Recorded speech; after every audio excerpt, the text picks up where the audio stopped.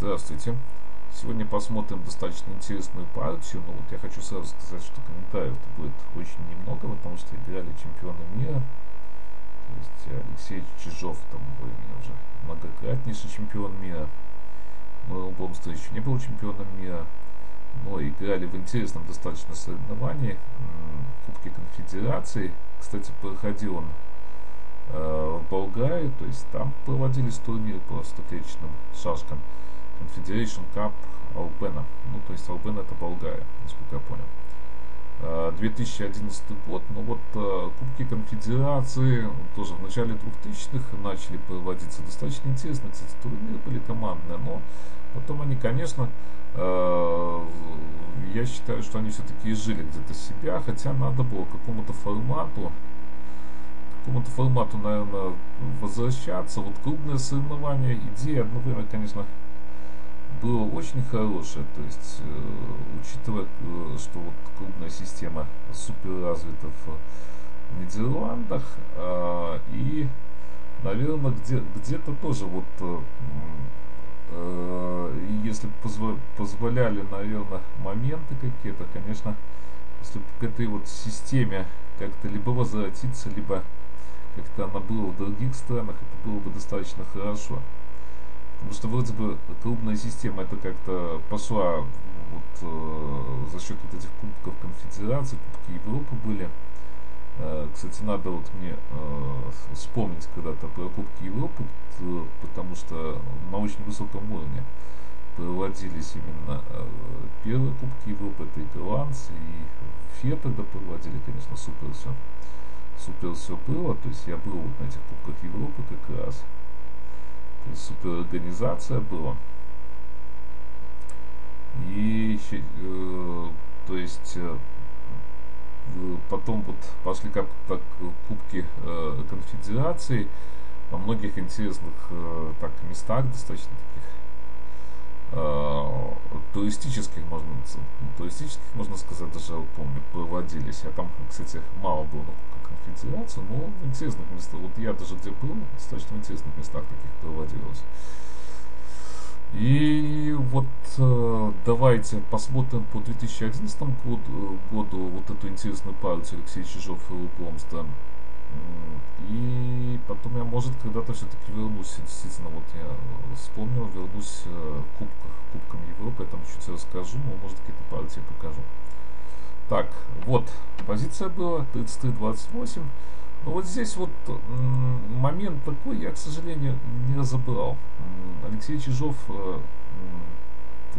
писал вот по поводу этой, наверное, позиции. Где-то, наверное, что там с ходами спуталось, либо что-то я там не так понял, я честно скажу.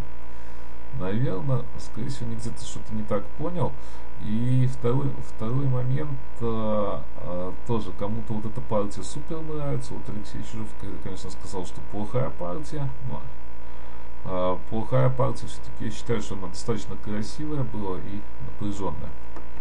Здесь было 33-28, вот видите, какая напряженная партия была здесь. Напряженная уже, потому что шашка здесь. Давайте посмотрим с самого начала здесь. Алексей Чижов играет белыми. Интересная достаточно партия, я считаю, теоретическая, можно сказать. Почему? Потому что вот это вот вторжение, видите, очень интересное вторжение со стороны белых. И здесь очень точная игра, конечно. Идет очень точная игра. Но вот сейчас вы посмотрите, видите, такую, наверное, позицию могли только играть чемпионы мира. Ну, может, еще кто-то, конечно, я так утрирую, наверное, что чемпионы мира, но посчитать тут, конечно. Хотя все форсировано, вот почему комментариев мало, потому что форсировано практически все. 21-27, ну, 34-30, тут вариантов нету, в принципе. Вот здесь вот единственный момент, конечно, если бы не было 7-11 можно было ходить, если бы не было вот этой вот идеи. Почему ход, то есть ход достаточно интересно, потом 11-17 и так далее. То есть интересная очень идея, но вот этот вот удар есть. И честно сказать, вот если в практической плоскости, да, непонятно как, вот если использовать вот это вот удержание, да, вот можно сказать позиции даже без шашки, ну понятно, где-то отдадут белые. Здесь пару ходов всего у них. Но может даже где-то вот, допустим, 44 сюда подвели, то есть напали, и потом какой-то вот удар здесь, если 2 бить, ну вот, допустим, шестерку переместить на 17, то удар вот какой-то такой есть. То есть, так, может это вам показать как-то? Я уже думаю, раз. Ну да, темпа даже не получается. Но практически, да, здесь сложно показать будет. Есть там момент, ну не буду я уже тут показывать, потому что я сейчас войду в дебри, и тут в ПДНах еще людям, можно сказать, запутают мозги или мозги. Ну некрасивое выражение, но так и будет. То есть я там введу в какое-то непонятное состояние, если я тут начну показывать. Так, потому что, как я уже говорил, еще вот многие смотрят ПДН, и там вообще, ну, подумают, что я тут рассказываю. Какие-то непонятное что-то. Так, вот момент один.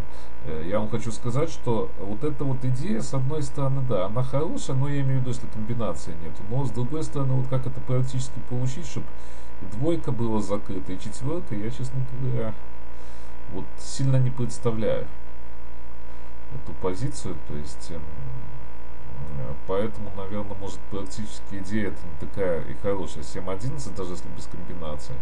Что непонятно, как оно все может получиться. Так, следующий момент. Давайте посмотрим. 9-13, ну вот все вроде бы форсировано. То есть 33-28. Так, если опять нападать здесь будет, то вот здесь вот как раз то, наверное, вот эта вот идея будет. 12 и сюда. И проблема... Так, на 34. И здесь непонятно, что делать белым. Ну, вот какой-то, допустим, не знаю. Но здесь еще одну надо отдать, да, вот позиция такая получается надо. Потому что сразу отдавать правило большинства. То есть, так. Как это мне вернуть здесь? Чуть завис я тут. Так, на 33, ну вот эта вот идея получается. Раз. Но здесь получается, видите, шашка лишняя у черных, естественно. Непонятно, что делать. Так, 33-28, вот Алексей Чижов практически единственные ходы делает. 3-9. Здесь как-то нападать, конечно. Это чуть-чуть, можно сказать, не то. Здесь получается без шашки черная, но здесь, естественно, это не лучший вариант за черных. То есть 3-9 здесь все-таки вот все перспективнее, как я считаю. Ну вот здесь вот на 39 входит. Ну и вот тут позиция такая. Видите, интереснейшая позиция. Почему вот голландцы все пишут, что достаточно интересная партия. Ну, чисто по качеству, может, конечно, Алексею Чижову не понравилась она. Наверное, и мне бы она не понравилась. Но вот она красивая. Она красивая партия. Видите, шашка на 33 расположена. Но здесь вот не видно каких-то вариантов, потому что не поменяя вот эту шашку, она будет постоянно под атакой, поэтому на 17 вот вроде бы вынуждена выходить. 30-24, потому что уже вот эти вот идеи грозят на 19, поэтому 30-24, 14, ну и опять вот смотрите, острейшая вот позиция. Я и говорю, что, наверное, эту позицию только чемпионы мира могли сыграть. Но многие, наверное, творческие шашисты тут меня осудят, но давайте, это мое такое мнение все-таки. Хотя партии, в принципе, на канале были интересные тут. И, наверное, не только, конечно, могут так сыграть чемпионы мира, но это я вот, чтобы высказать, как это, то есть, как удовлетворение или интерес к игре То есть восхищение игрой чемпиона мира. Вот правильно сказать, да. Так, сразу не подберешь слова просто. Вот 29-23, ничья получилась. То есть, если так выйти, то ну, вот этот вот вариант. И преимущество тогда у черных получается. Видите? То есть, наверное, 17-22 и преимущество у черных. То есть, поэтому 29 наиболее логичный. Так, 24-19 давайте поставлю вопросительный знак. Ну, вот здесь вот ничья. Вот такая вот симпатичная партия была с вторжениями, видите, здесь вот такая тоже завязочка была. Но все-таки играли, как я уже говорил, многократный чемпион мира и будущий чемпион мира, и поэтому, конечно, игра была очень, ну, точные достаточно ходы были, и игра закончилась ничью. Итак, до новых встреч.